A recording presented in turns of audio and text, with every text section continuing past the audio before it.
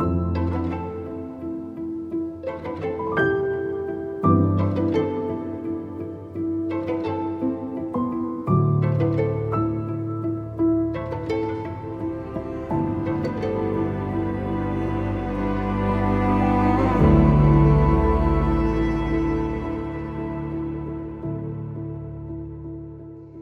invitation for today is an ancient prayer and a desperate need of the human heart if we're not to throw our lives away. God, this is Psalm 90, verse 11, teach us to number our days so that we might gain a heart of wisdom. And I long for that for me and for you. I'm so grateful to be a part of this community of the withered hand as I think about so many of you who I know and who I love, who I am so grateful for. That language, if you're new to these videos, comes from a story where Jesus is in a synagogue and there's a man with a withered hand, his shame, his weakness, and Jesus has him stand up in front of everybody and says, stretch out your hand. And it's such an extraordinary story where the man's great shame is exposed. And Jesus asks him to do the one thing he can't do. And then Jesus gives him the power to do what he cannot do. And that coming into the light and being honest about who we are and celebrating personal inadequacy is what makes us all together something that I feel so deeply a part of the fellowship of the withered hand. And in that fellowship, we need help to number our days. Now, you number something when it is both finite and of great value. Because if you have an infinite supply of something, you can never run out, so you don't need to track it. And if whatever it is doesn't matter to you, you don't need to track it because if it runs out, you don't care. But if it's prized and it's limited, then you number it, then you track it, then you count it. This is a sea-salted, dark chocolate-covered almond from Trader Joe's. There are a box of them in the cabana, and they belong to my wife, and she numbers them. Not literally every single one, but she tracks it really well so that if they dwindle and she's not responsible for the dwindling, somebody's going to get in trouble. I don't think that she will notice that this one is missing, but we will find out if she's actually watching this video or not. Teach us to number our days, to remember that they're limited.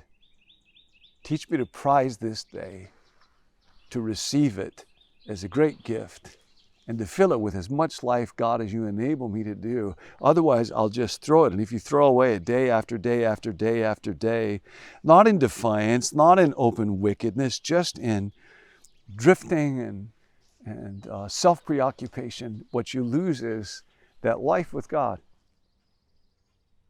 Teach us to number our days because they are such great gifts and they go by so quickly.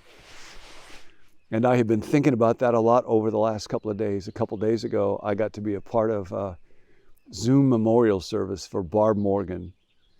She died recently at the age of 92. And when I was going to Fuller Seminary and first started to work at a church, First Baptist Church at La Crescenta, Barb Morgan was on staff with me there. And our senior pastor, who officiated at the Zoom memorial, was John F. Anderson. He would always say the F stood for Frederick, as in Frederick the Great.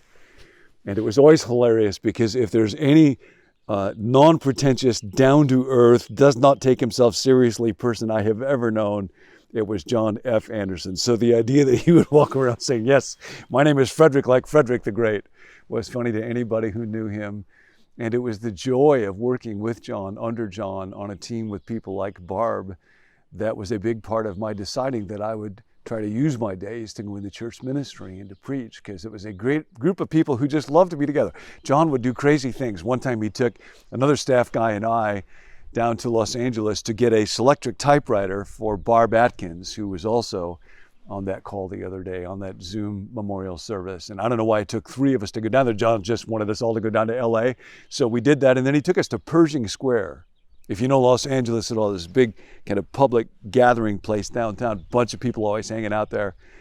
And he walked to the middle of Pershing Square with this cocky little walk like he used to do sometimes, like he had been invited to be there by the city officials, and said, I want to thank all of you for gathering here. Now my colleague John Ortberg is going to come and preach, and he had me do this old like screaming, ranting bit. And then Bubba's going to come and sing, and he had him come and sing, and then everybody applauded.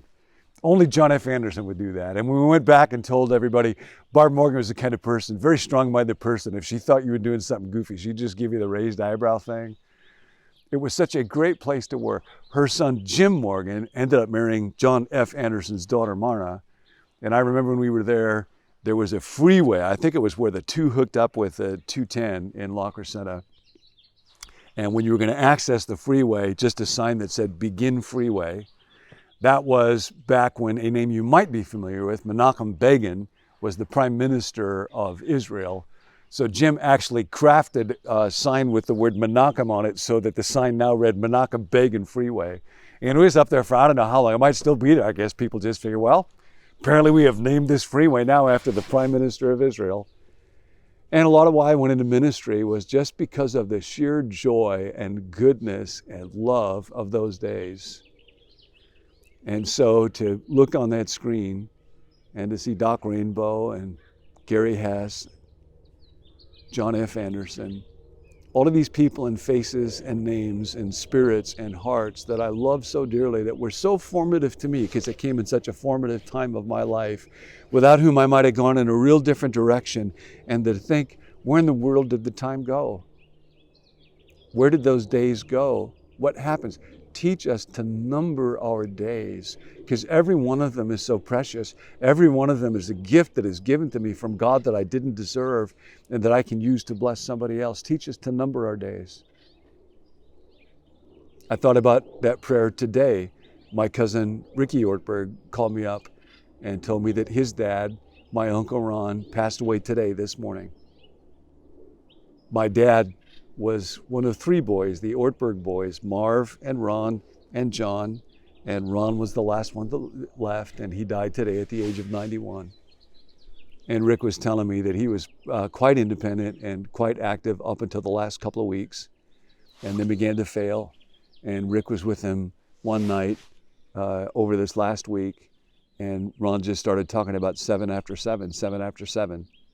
And Rick did not know what that meant until he took his dad home in hospice care, and he saw on the refrigerator from the church that my Uncle Ron and Aunt Darlene used to go to a prayer, and it said to everybody, you pray this prayer at 7 minutes after 7 in the morning and 7 minutes after 7 in the evening.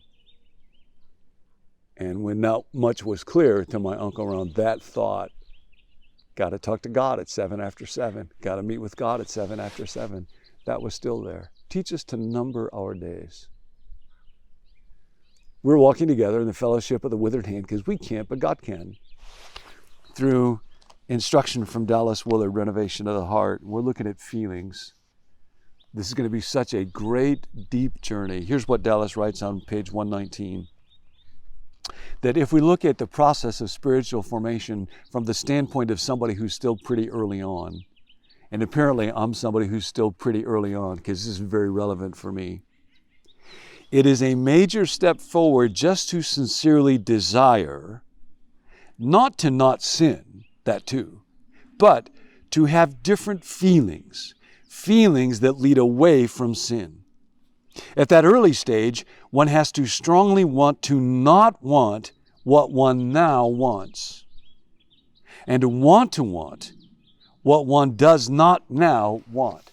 I can't make myself feel desire for something or stop feeling desire for something. But at a higher level order, I can say, I want to be the kind of person who wants different things.